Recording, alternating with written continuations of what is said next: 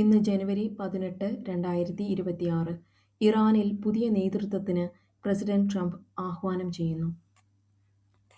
ഇറാനിലെ പ്രക്ഷോഭങ്ങൾക്ക് കാരണം യുഎസും ഡൊണാൾഡ് ട്രംപുമെന്ന് Ayatollah Khamenei. Syrian state news agency അഥവാ സന പറയുന്നത് ഗവൺമെന്റ് ഫോഴ്സസ് തബ്ക സിറ്റി പിടിച്ചെടുത്തു എന്നാണ്.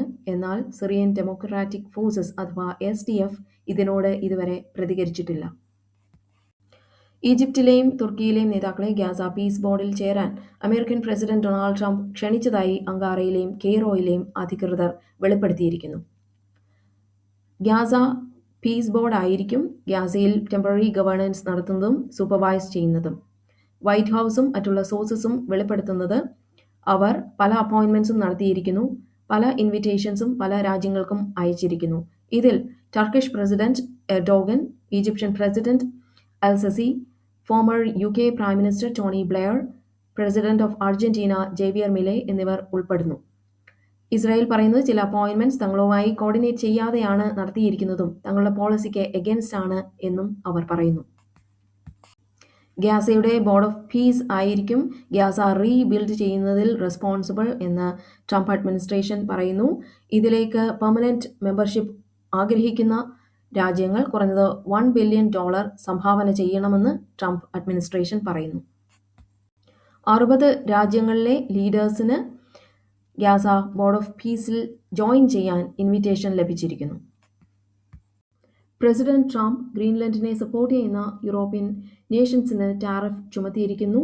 അദ്ദേഹം തൻ്റെ സോഷ്യൽ മീഡിയ പ്ലാറ്റ്ഫോമായ ട്രൂത്ത് സോഷ്യലിൽ ഇട്ടിരിക്കുന്ന പോസ്റ്റ് ഇപ്രകാരമാണ്: വർഷങ്ങളായിട്ട് ഞങ്ങൾ ഡെൻമാർക്കിനും മറ്റുള്ള യൂറോപ്യൻ രാജ്യങ്ങൾക്കും മറ്റുള്ള രാജ്യങ്ങൾക്കും ഒരു വിധത്തിലുള്ള ടാരിഫ് ചുമത്തിയിട്ടില്ല, ഒരു വിധത്തിലുള്ള റെമ്യൂണറേഷനും വാങ്ങിയിട്ടില്ല. എന്നാൽ ഇപ്പോൾ സമയമായിരിക്കുന്നു, ഡെൻമാർക്ക് ഞങ്ങൾക്ക് തിരിച്ചു നൽകണം. ലോകസമാധാനം എന്ന് പറയുന്നത് അപകടത്തിലാണ്. ചൈനയ്ക്കും റഷ്യയ്ക്കും ഗ്രീൻലൻഡ് വേണം. ഡെൻമാർക്കിന് ഇതിനെക്കുറിച്ച് ഒന്നും ചെയ്യാനാവില്ല. അവർക്കിപ്പോൾ ഉള്ളത് എന്ന് പറയുന്നത് 2 ഡോഗ് സ്ലെഡ്സ് മാത്രമാണ് അവരുടെ സുരക്ഷയ്ക്ക് വേണ്ടി ഉള്ളത്. അതിൽ ഒന്ന് ഇപ്പോൾ റീസെൻ്റ്ലി ആഡ് ചെയ്തതാണ്. Donald J. ട്രംപിൻ്റെ കീഴിലുള്ള യുണൈറ്റഡ് സ്റ്റേറ്റ്സ് ഓഫ് അമേരിക്കയ്ക്ക് മാത്രമേ ഈ ഒരു ഗെയിമിൽ സക്സസ്ഫുള്ളി പ്ലേ ചെയ്യാൻ കഴിയൂ. വേറെ ആർക്കും തന്നെ ഈ ഗെയിമിൽ സക്സസ്ഫുൾ ആകാൻ കഴിയില്ല. ഈ ഒരു സീക്രട്ട് പീസ് ഓഫ് ലാൻഡ് തൊടാൻ ഞങ്ങൾ ആരെയും സമ്മതിക്കില്ല. പ്രത്യേകിച്ച് അത് യുണൈറ്റഡ് സ്റ്റേറ്റ്സിൻ്റെ നാഷണൽ സെക്യൂരിറ്റിയെയും വേൾഡിൻ്റെ നാഷണൽ സെക്യൂരിറ്റിയെയും അപകടത്തിലാക്കുന്ന ഒന്നാണ്. എനിക്ക് മനസ്സിലാകാത്തത് Denmark, Norway, Sweden, France, Germany, United Kingdom, Netherlands, Finland എന്നിവർ ഗ്രീൻലാൻഡിന് ഒപ്പം ചേർന്നിരിക്കുന്നു. അതെന്തിനാണ് എന്ന് മനസ്സിലാകുന്നില്ല. ഇത് വളരെ അപകടം പിടിച്ച സിറ്റുവേഷനാണ് സേഫ്റ്റിക്കും സെക്യൂരിറ്റിക്കും സർവൈവലിനും. ഈ രാജ്യങ്ങൾ വളരെ ഡേഞ്ചറസ് ആയിട്ടുള്ള ഒരു ഗെയിമാണ് പ്ലേ ചെയ്തുകൊണ്ടിരിക്കുന്നത്. അവർ വളരെയധികം റിസ്ക് ഇതിൽ എടുക്കുന്നു. അതുകൊണ്ട് global piece and security protect ചെയ്യുന്നതിന് വേണ്ടി വളരെ ശക്തമായ മെഷേഴ്സ് എടുക്കേണ്ടത് ആവശ്യമായി വന്നിരിക്കുന്നു. അതുകൊണ്ട് ഫെബ്രുവരി 1 മുതൽ 2026 ഫെബ്രുവരി 1 മുതൽ ഈ പറയുന്ന രാജ്യങ്ങൾ, അതായത് Denmark, Norway, Sweden, France, Germany, United Kingdom, Netherlands, Finland എന്നീ രാജ്യങ്ങൾ 10% ടാരിഫ് അവർ ചാർജ് ചെയ്യപ്പെടും യുണൈറ്റഡ് സ്റ്റേറ്റ്സിൽ അവരുടെ ഏതെങ്കിലും ഗുഡ്സ് അയച്ചാൽ. ജൂൺ 1, 2026 മുതൽ ടാരിഫ് 25% ആയിട്ട് ഇൻക്രീസ് ചെയ്യപ്പെടും. ഗ്രീൻലാൻഡ് മുഴുവൻ പർച്ചേസ് ചെയ്യുന്നത് വരെ ഈ ഒരു ടാരിഫ് ഈ രാജ്യങ്ങൾക്കെല്ലാം ആപ്ലിക്കബിൾ ആണ്. യുണൈറ്റഡ് സ്റ്റേറ്റ്സ് ഈ ഒരു ട്രാൻസാക്ഷൻ നടത്താൻ കഴിഞ്ഞ 150 വർഷങ്ങളായി ശ്രമിച്ചുകൊണ്ടിരിക്കുകയാണ്. പല പ്രസിഡൻസും ട്രൈ ചെയ്തു.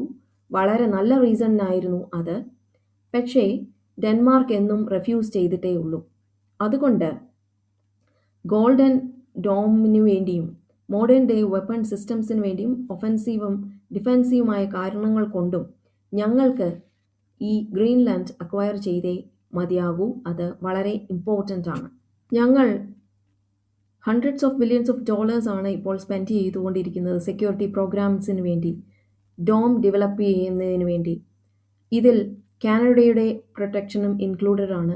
അത് വളരെ ബ്രില്യൻ്റ് ആണ്. വളരെ കോംപ്ലക്സ് ആയിട്ടുള്ള സിസ്റ്റത്തിന് വർക്ക് ചെയ്യണം എങ്കിൽ ഗ്രീൻലാൻഡും കൂടി ഇൻക്ലൂഡ് ചെയ്താലേ പറ്റൂ. ഞങ്ങൾ ഈ രാജ്യങ്ങൾക്കായിട്ട് ഒരുപാട് കാര്യങ്ങൾ ചെയ്തിട്ടുണ്ട്. മാക്സിമം പ്രൊട്ടക്ഷനും അതിൽ ഇൻക്ലൂഡ് ചെയ്യപ്പെടുന്നു. എന്നിട്ടും അവർ ഇങ്ങനെയാണ്. ഞങ്ങൾ എന്നിട്ടും അവരുമായി, ഡെൻമാർക്കുമായും മറ്റുള്ള രാജ്യങ്ങളുമായും, ഈ റിസ്ക് എടുക്കുന്ന മറ്റുള്ള രാജ്യങ്ങളുമായും നെഗോഷിയേഷന് തയ്യാറാണ് എന്ന് പറഞ്ഞാണ് പ്രസിഡന്റ് ട്രംപ് തൻ്റെ സോഷ്യൽ മീഡിയ പോസ്റ്റ് അവസാനിപ്പിച്ചിരിക്കുന്നത്. പ്രസിഡന്റ് ട്രംപ് ടാരിഫ് ചുമത്തിയതിനെതിരെ UK prime minister Keir Starmer പ്രതികരിച്ചിരിക്കുന്നു. അദ്ദേഹത്തിൻ്റെ പ്രതികരണം ഇപ്രകാരമാണ്: ഗ്രീൻലാൻഡിനെ പറ്റിയുള്ള ഞങ്ങളുടെ നിലപാട് വളരെ വ്യക്തമാണ്. ഗ്രീൻലാൻഡ് ഡെൻമാർക്കിൻ്റെ പാർട്ടാണ്. അതിൻ്റെ ഫ്യൂച്ചർ എന്ന് പറയുന്നത് ഗ്രീൻലൻഡുകാരെയും ഡെൻമാർക്കുകാരെയും ബാധിക്കുന്ന ഒരു കാര്യമാണ്.